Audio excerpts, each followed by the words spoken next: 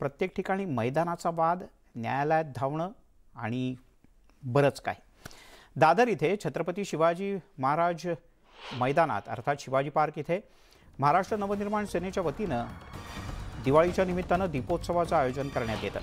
मनसेच्या या दीपोत्सवात संपूर्ण मैदानाला विद्युत रोषणाई केली जाते। हा लखलखता दीपोत्सव पाहण्यासाठी मुंबईकर मोठ्या प्रमाणात गर्दी करतात। यावर्षी थेट मुख्यमंत्री एकनाथ शिंदे, उपमुख्यमंत्री देवेंद्र फडणवीस यांच्या हस्ते या दीपोत्सवाचं उद्घाटन करण्यात येणार आहे। रुचा खानोलकर आपल्या प्रतिनिधी शिवाजी पार्कहून आपल्यासोबत आहेत। रुचा, प्रत्येक मैदानाच्या माध्यमातून, प्रत्येक कार्यक्रमाच्या माध्यमातून जशी भाजपची धडपड सुरू आहे लोकांपर्यंत पोहोचण्याची, मनसे सुद्धा कुठेच मागे नाही।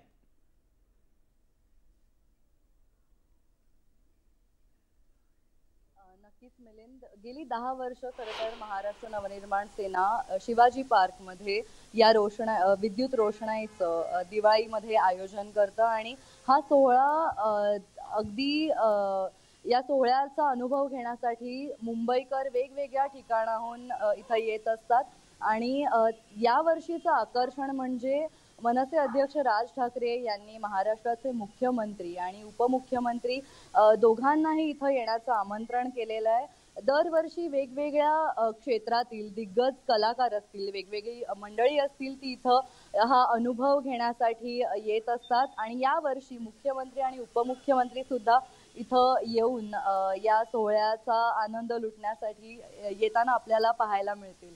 आणि खरं तर 2 वर्षांनंतर सगळेच सण इतक्या धूमधडाक्याने होत आहेत, त्यामुळे दिवाळी सुद्धा साजरी करण्यासाठी मुंबईकर सज्ज झालेत।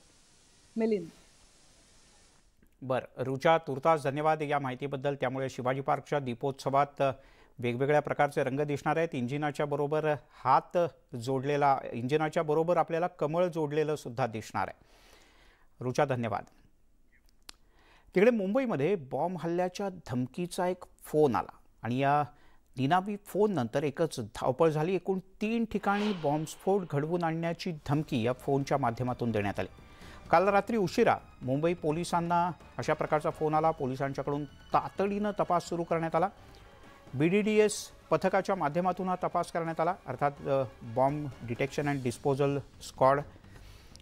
इन्फिनिटी मॉल, PVR मॉल, सहारा हॉटेल इथे बॉम्बस्फोट घडवून आणण्याची धमकी देण्यात आली होती। पोलिसांनी या सगळ्या ठिकाणी कसून तपासणी केली आणि कुठेही काही आढळलं नाही। त्यानंतर सुटकेचा निश्वास सोडला।